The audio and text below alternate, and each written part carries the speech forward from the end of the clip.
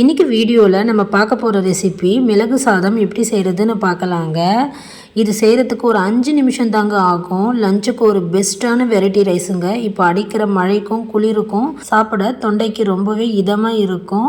Lunch பாக்ஸுக்கும் மதியம் லஞ்சுக்கும் ரொம்பவே சூப்பரான இந்த வெரைட்டி ரைஸ் நம்ம இன்றைக்கி எப்படி செய்கிறதுன்னு பார்க்கலாம்.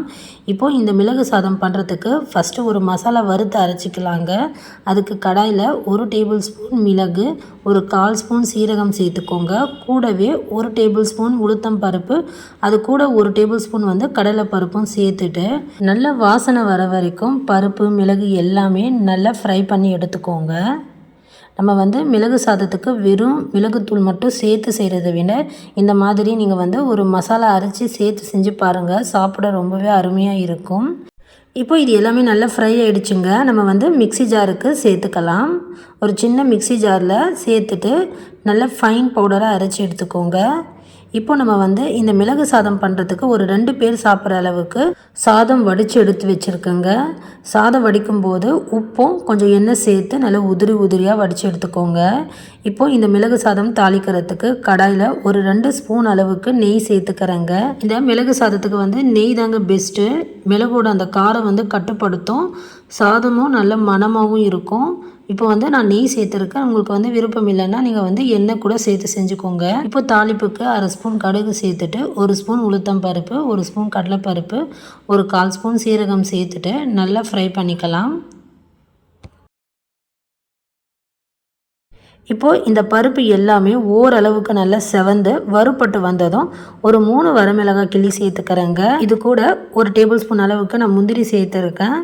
இது ஆப்ஷனல் தான். நம்ம விருப்பம் இருந்தால் முந்திரி சேர்த்துக்கலாம், இல்லைன்னா நீங்கள் ஸ்கிப்பும் பண்ணிக்கலாம். கூட ஒரு 2 டேபிள் ஸ்பூன் வேர்க்கடலை சேர்த்துட்டு ஒரு 2 கொத்து கறிவேப்பிலை சேர்த்துட்டு இப்போது இது எல்லாமே நல்லா வறுபட்டு வரட்டும். மிளகு சாதத்துக்கு வெறும் நம்ம மிளகு மட்டும் அரைச்சி சேர்த்து செய்கிறத விட இந்த மாதிரி கொஞ்சம் கடலைப்பருப்பு உளுத்தம் பருப்பு எல்லாமே நல்லா வறுத்து அரைச்சி நீங்கள் மிளகு சாதம் செஞ்சு பாருங்கள். டேஸ்ட்டு சூப்பராக இருக்கும். இது வரைக்கும் செஞ்சது இல்லைன்னா இந்த மெத்தடில் நீங்கள் செஞ்சு பாருங்கள். இப்போ எல்லாமே நல்லா வறுபட்டு வந்ததுக்கப்புறம் வடித்து ஆற வச்ச சாதம் நம்ம சேர்த்துக்கலாம். சேர்த்துட்டு இப்போ நம்ம வறுத்து அரைச்ச அந்த மசாலா தூள் சேர்த்துக்கலாங்க. இப்போது இதில் ஒரு 1/4 ஸ்பூன் அளவுக்கு மட்டும் உப்பு சேர்த்துக்கிறேன். சாதம் வடிக்கும்போது உப்பு சேர்த்து வடிச்சிருக்கிறதுனால உப்போட அளவு நான் கம்மியாக சேர்த்துருக்கேன். நீங்கள் சாதம் வடிக்கும்போது உப்பு சேர்க்கலைன்னா அதுக்கேற்ற மாதிரி நீங்கள் உப்பு சேர்த்துக்கோங்க. இப்போது இது எல்லாமே ஒன்றா ஈவனாக சேர்ந்து நல்ல ஒரு வாட்டி நம்ம கலந்து கொடுத்துக்கலாம். நல்லா மிக்ஸ் பண்ணும்போது கமன்னு வாசனையாக இருக்குங்க. அந்த நெய்யோட வாசனை, தாளிப்போட வாசனை எல்லாமே சேர்ந்து மிளகு சாதம் ரொம்பவே சூப்பராக கமன்னு வாசனையாக இருக்குங்க. இப்போ சாதம் கொஞ்சம் நல்லா சுருக்குன்னு சூடு ஏற அளவுக்கு அடுப்பை மிதமாக வச்சு நல்லா மிக்ஸ் பண்ணி விட்டுக்கோங்க. ஒரு சூப்பரான வெரைட்டி ரைஸுங்க. இப்போ இந்த மழைக்கும் இந்த குளிருக்கும் ஏற்ற மாதிரி இதமான தொண்டைக்கு ரொம்பவே சூப்பராக இருக்கும். இந்த பெப்பர் ரைஸ் பண்ணுறதுக்கு குயிக்காக ஒரு 5 நிமிஷம் தாங்க ஆகும். லஞ்சுக்கு ஒரு பெஸ்ட்டான வெரைட்டி ரைஸ். ஒரு முறை இந்த மிளகு சாதம் இப்படி மசாலா அரைச்சி செஞ்சு பாருங்கள். திரும்ப நீங்கள் செய்வீங்க. ஃப்ரெண்ட்ஸ், இதே மாதிரி இதே அளவுகளை ட்ரை பண்ணி பார்த்துட்டு எப்படி இருந்ததுன்னு கமெண்ட் பண்ணுங்கள்.